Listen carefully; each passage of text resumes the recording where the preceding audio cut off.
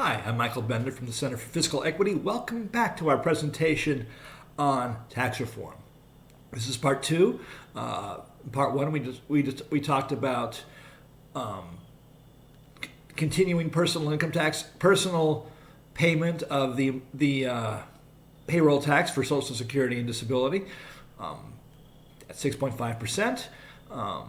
We talked about wage taxes, which range from 6.5% to 52%, or two tranches of 6.5%, starting at 85,000 to 26% for any income above 340,000, and that would be collected by employers without anybody having to fill out taxes, and just on salaries. And then anything above 425, that would start as a visible surtax of 6.5%, and at $680,000, that amount would top out at 26%, which is 6.5 for every 85,000. Those were the brackets, and they would work. Brackets would work the same they do now. The bracket applies to salary income for those levels. This is salaries only, and that tax would be Progovian, meaning it would encourage not paying such high salary wages to CEOs, and even having celebrities cut back a little on the salary demands. Although if you're making $20 million on a movie, you can pay a little more, and I'm sure most people are very willing to. So that's that. The income surtax for the higher income people are designed to get rid of the national debt, frankly, to pay it down, starting with the Social Security Trust Fund, but then going until it's gone down to as low as we can get it, and eventually even replacing what's needed for money. So, some of the assets might be converted to, an insurance fund to support employee-owned companies, but that's a different video. So, got to stop someplace. So, there will be a video on that. Now that I mentioned it, I should do it. So, that's wage taxation. Next, we have the asset value added tax. The asset value added tax replaces taxes on capital gains, dividends, estates. It'll apply to interest and rent. Any return to capital or any gain on capital would be what would be taxed by the asset value added tax. It would be transaction based. It would not be, what did you make it? Oh, and short sales too. They would be taxed. It would be you wouldn't fill out something at the end. It would be taken at the transaction level, or if you receive rent, you would immediately make a payment to the state, not the federal, for that. Also, sales of real estate, if there's a capital gain on that would probably be, especially if it's just a land value tax, it would go to the state at closing. So not something at the end of the year. It's like pay it now and forget about it. And if there's any land value taxes are something different. They're an option. They're part of the property tax where you separate out. And this is a local tax matter, not the federal one. And this is mostly a federal video, but since I brought it up, I've got to talk about it. You assume that the value of improvements depreciates, and that anything left is land value. And improvements means everything from building walls to building houses to building condos. So the value of that goes down. So any appreciation value beyond that isn't the stuff, it's the land. It's the location value, and that's where land value taxes come in. And they're designed to basically suck out the value depending upon the land. So you don't get any value from owning expensive land. Now that's a little naive because people pay higher incomes for picking their neighbors. It's blatant racism. It's also blatant classism. The higher your property values, the less people who aren't in your strata live there. So, and you've got to get rid of wealth, but before you do that, and taxing land is not the way you get rid of wealth. This is the asset value added tax. Now, why do I say it gets rid of wealth? It doesn't get rid of money. You can still keep your money, but let me illustrate how this works. The one thing that's important to note, and this is directed to those people who want a wealth tax. Wealth tax is not a good idea. It's as bad as a capital gains tax, meaning it will be gamed. You can't game a transaction-based tax. A stock is sold. You've got the broker has a record of what you paid for it. They remit the tax for the difference, or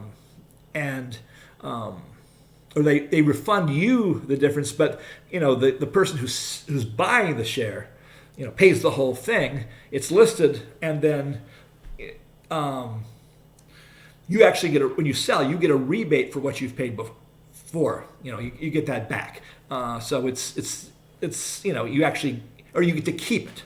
So let's say I sell you a share for $2 that I bought at $1, and I paid $26 on that, and it was an original share, so I paid the whole thing, or it was after a loss.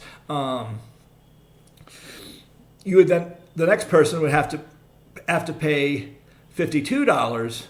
But when I send when I get that check for $200, instead of paying the included $52, I just have to send in $26 to the government and proof that I had already paid the tax. So I would it's a self-funding rebate. That's how value-added taxes work.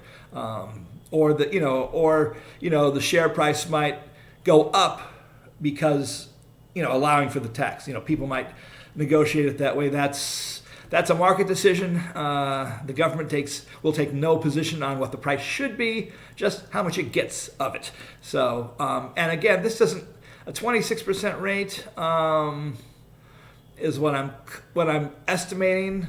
You'll notice if you watched the last video, that's the same thing as the topped out rate for the second tier subtraction value added tax. Again, I'll be talking about that, and for the wage surtax, which goes the wage surtax, which goes on high incomes from 425 to 680 and above, and that top rate is 26%, which for a real rate of 52%, because what we pay now is too low. It is a bigger fund, but if the subtraction VAT captured salary taxes and the